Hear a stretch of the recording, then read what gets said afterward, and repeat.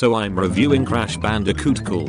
So back in the prehistoric era of 1996, a kennel of naughty dogs graced us with the game Willy the Wombat. Wait, what do you mean his name is? Oh, never mind. So Crash Bandicoot was a cool game and crap, the spawned like 500 sequels. So you think this game would be a legend, right? Well, I agree sort of.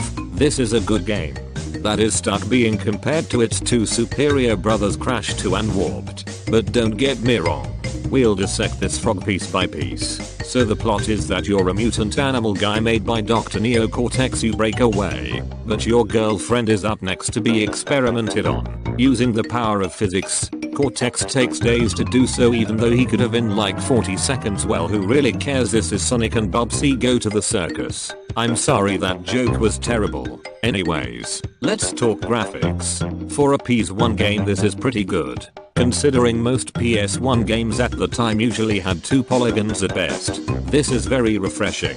But I mean, we can't forget to talk of music, right? Oh wait, this game's music is crap. Sorry to the fans of the soundtrack, but I feel it's just very dull. More on dullness later. Now let's address gameplay at long last. Part of what made this game unique was that it essentially just took the original Mario Bros and turned it 3D. You only have 2 actions, jump and spin. Now I will have to mention that the controls are kind of stiff, not bad per se, but just odd when compared to the much better controls of sequels. As you can notably see from the footage, I die a lot. Now this is mostly because I suck at this game, but there are some moments where the controls are the problem. Putting that aside, let's talk levels. We have 3 types of levels in this game. Your standard fare with 3D and 2D platforming is the core of the game.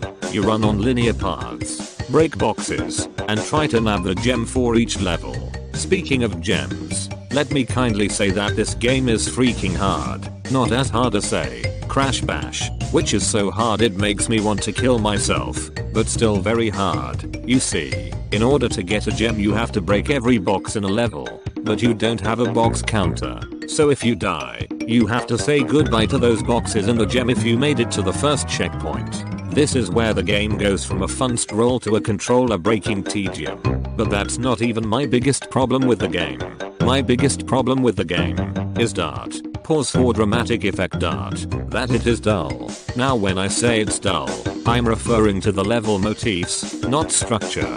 Besides the first few levels, the areas all implement very bland colors and aesthetics. This wouldn't be a problem in a realistic game like Call of Battlefield Theft Auto Reach. But since the game is cartoony, this just kills my enthusiasm to go through the later levels. Everything comes across as very bleak and barren, which is something you don't want in your cartoony video game. Now look, I know I've given this game a bit of a hard time, but know that I still enjoy this game.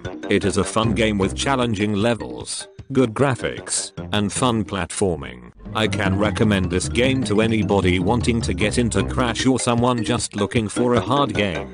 With all said and done, I give this game a wombat out of 10.